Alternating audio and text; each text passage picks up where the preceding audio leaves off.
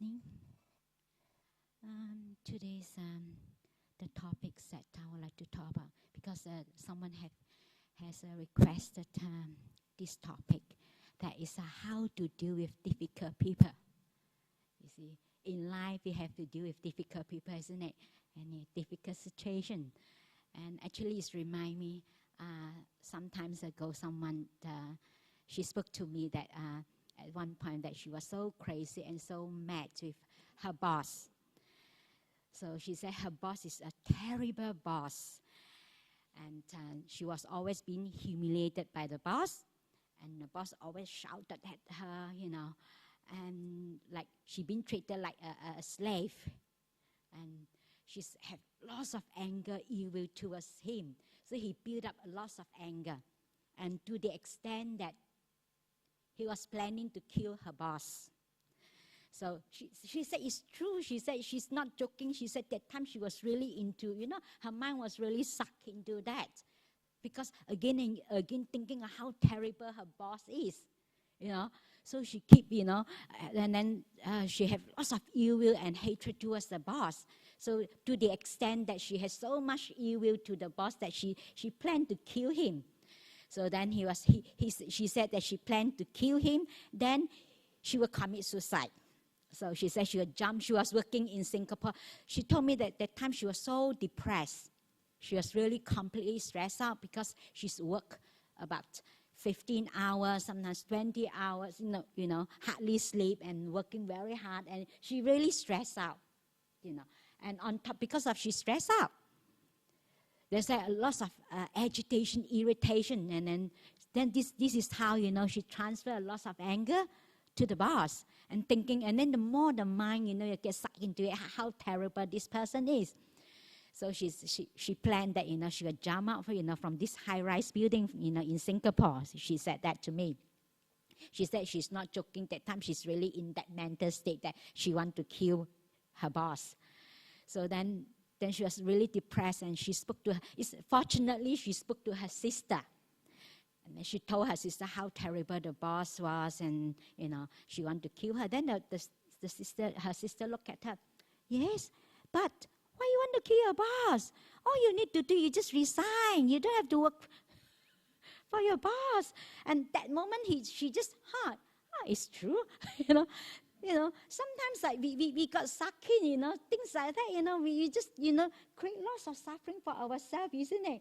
Just a slight, small things, how, we make it, we manifest, because this is how when the mind, when we get sucked in, sometimes we think that we won't do such a thing, but, given the right conditions, we do that. And she told me that it's just, and it's through my own experience I know, like sometimes we always think that our suffering is come from that person. Only if I, get rid of this person, I be happy.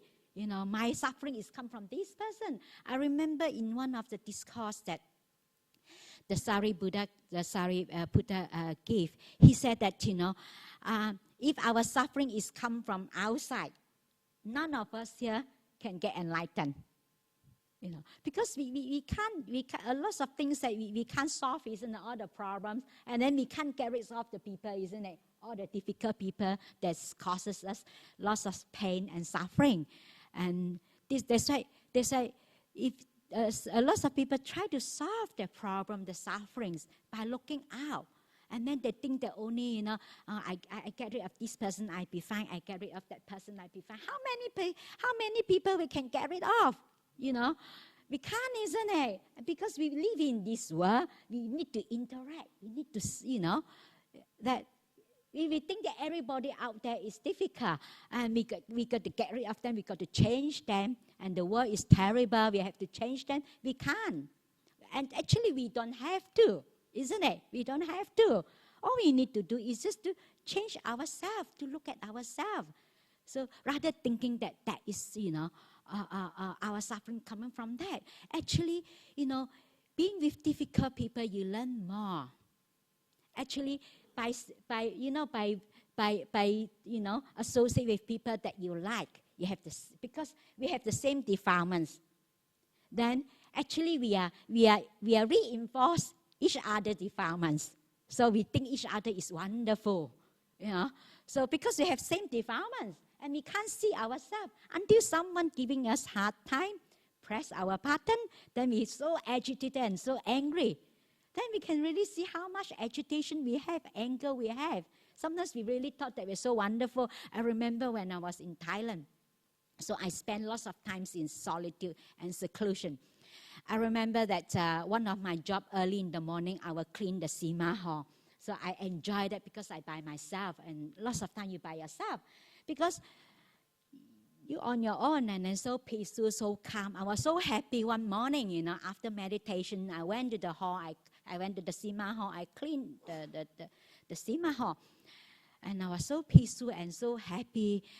Then after immediately I finished my cleaning the Sima hall. And then someone stepped on my floor. I was really mad.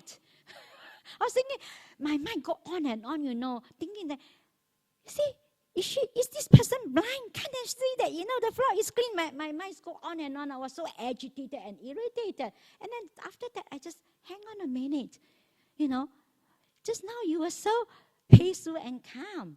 And sometimes we thought that we are almost enlightened, you know, because of no one there to press our button. So no one is going there to give us hard time.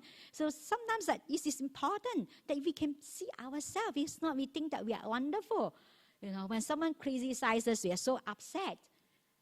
That's why it's actually someone giving us hard time. Actually, that is we learn. We learn to look at ourselves. We learn to see, you know, ourselves, the defilements we have, how much anger we have.